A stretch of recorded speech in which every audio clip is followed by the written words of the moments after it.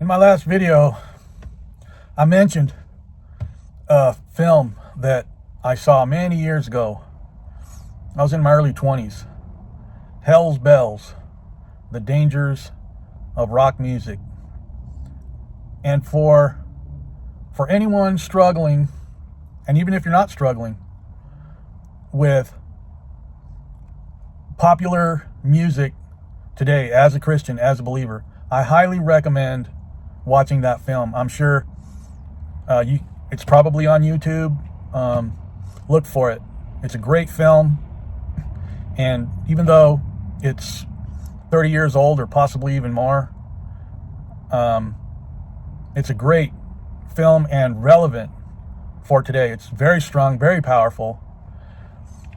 And I just want to mention briefly my own personal struggle with satanic music, and let's just call it what it is.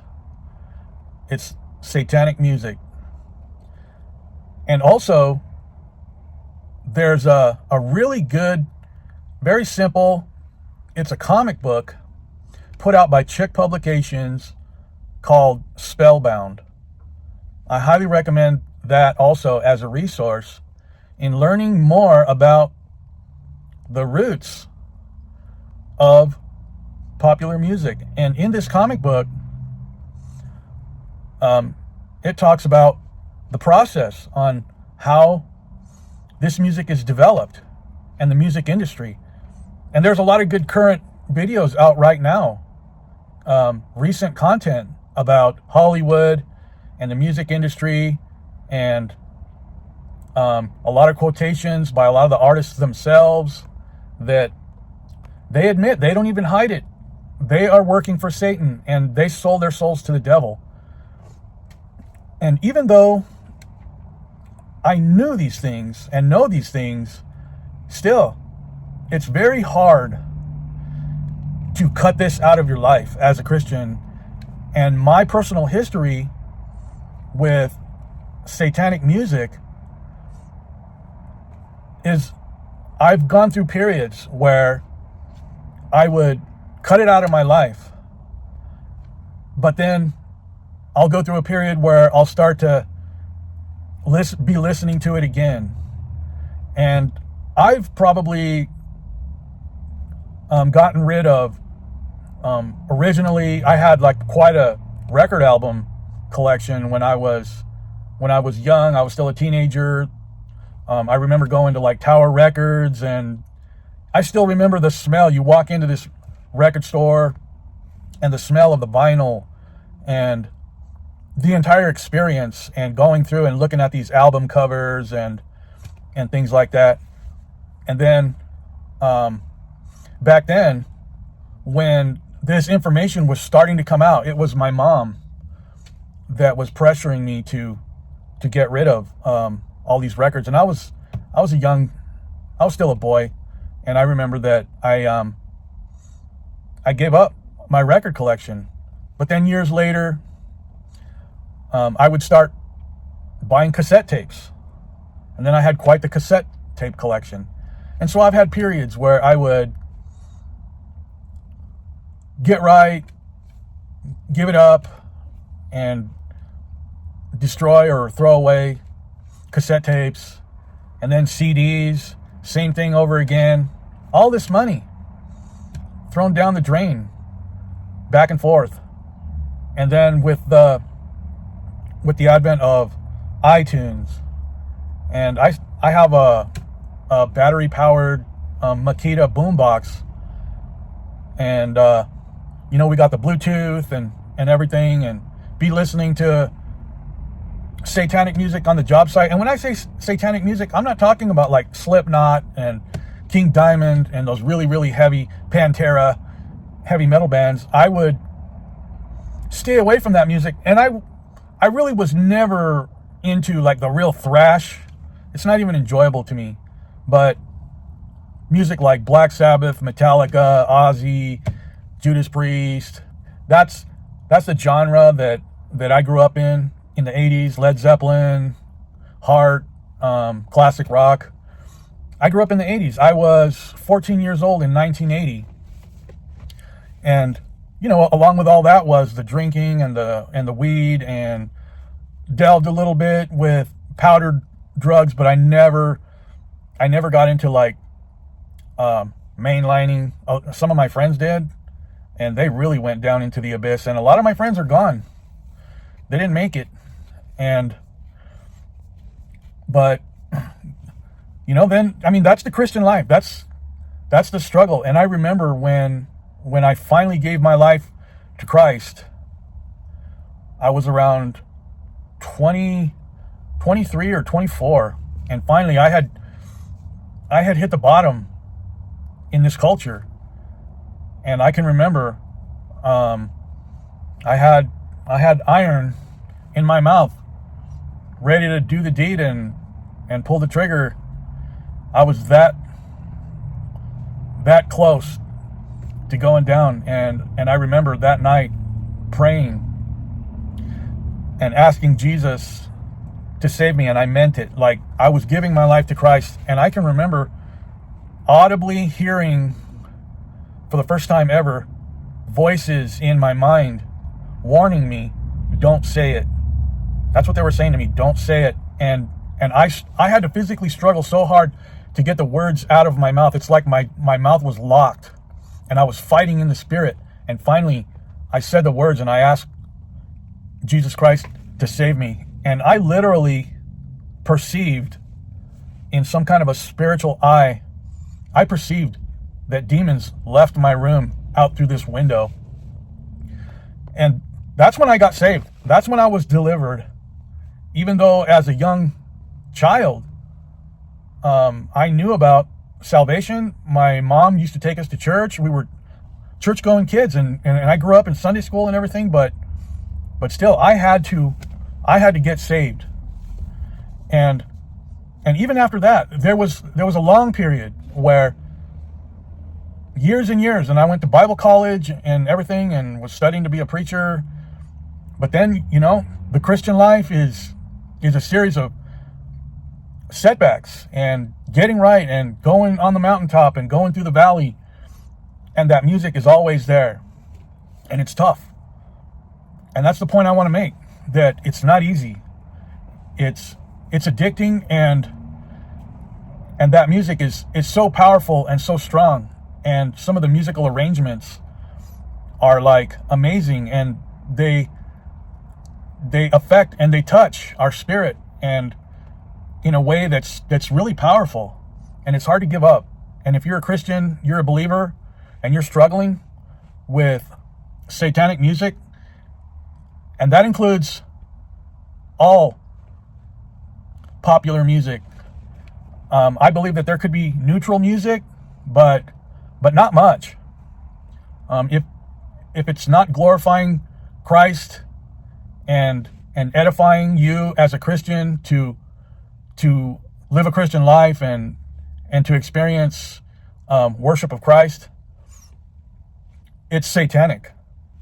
Any kind of music that glorifies or brings attention to our temporal experience, even if it's seemingly harmless, if it's not glorifying God, if it's not glorifying Christ, then it's at neutral at best, which is doing you no good, or it's satanic.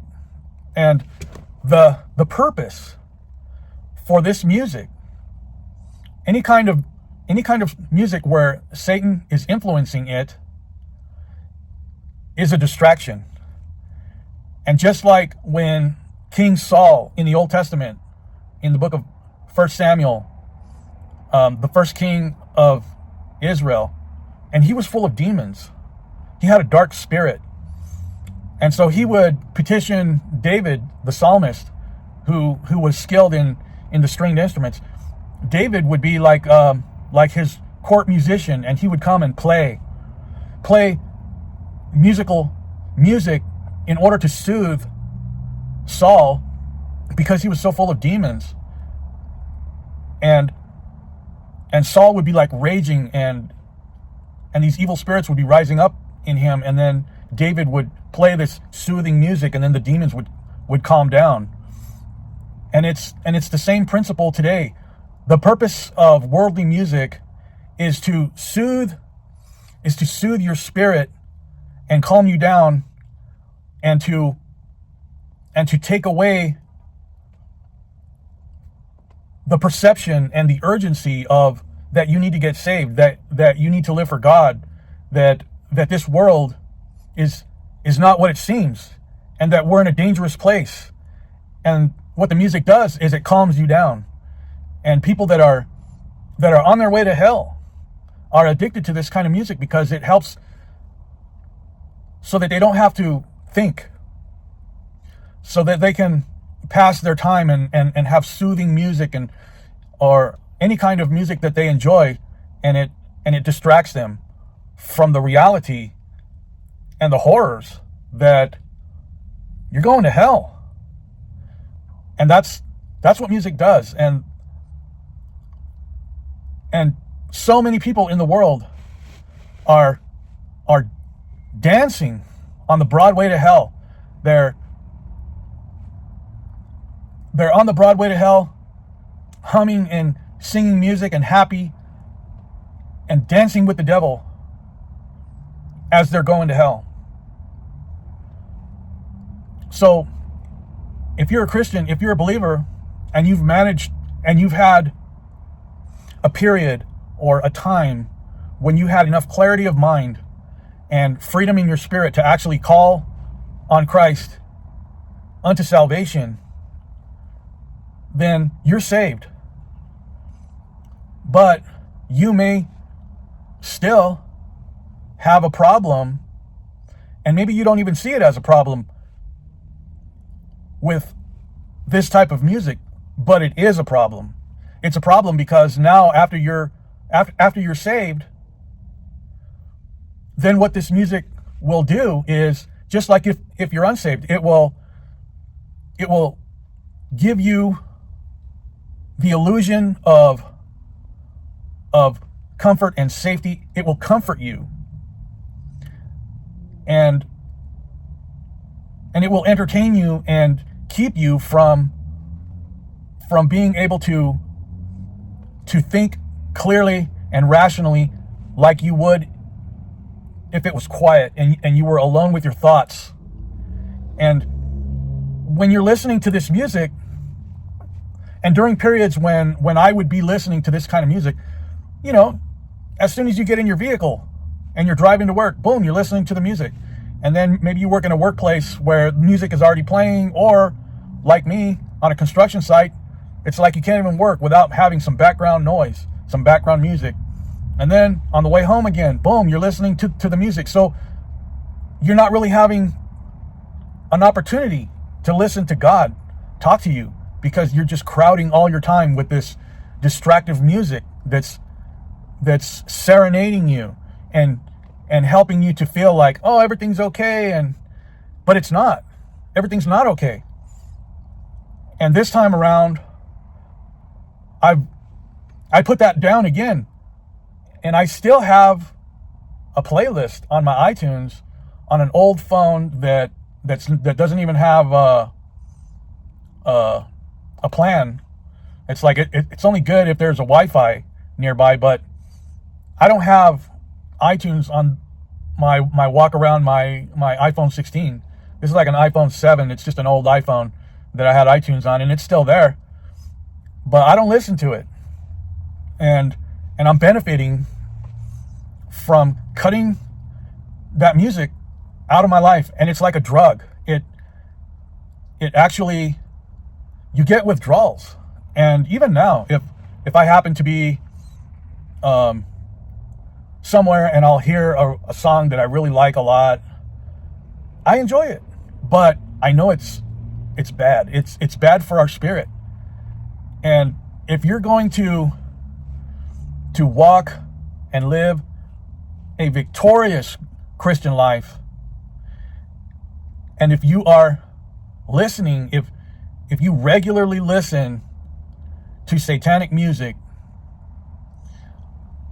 you're going to have a hard time. You're going to continually struggle you're going to backslide and front slide and backslide and front slide. That's the effect that it's going to have on you. And if you feel like, yeah, Tony, I think you're right, we should be living a more righteous life. The end of the church age is here. The Great Tribulation is about to start. Why wait? Let's live that tribulation life now with that expectancy of the second coming of Christ. If you feel that way, I highly, highly recommend that giving up satanic music is on the top of your list. It's almost like the first thing you got to do. If you're going to have any success at all in drawing closer to God and living a tribulation life and putting Christ first, you're not going to be able to do it if you're listening to satanic music. You're not going to be able to do it. So I just wanted to mention that because it was on my mind from my previous video, and the importance of giving up this satanic music if you're going to draw closer to God here in these last days. And for me, I can testify that it makes everything else, I'm not going to say easy, because nothing is easy. It's all hard and it's all difficult, but less difficult.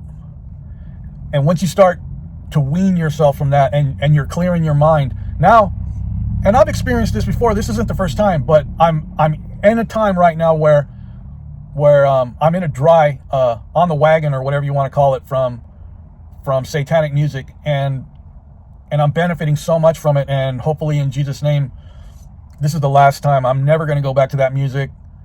And the clarity and, just being able to be quiet and alone with your thoughts and not feeling like you have to have that background noise. And it's liberating. It really is. And then after a while, I promise you, you won't miss it.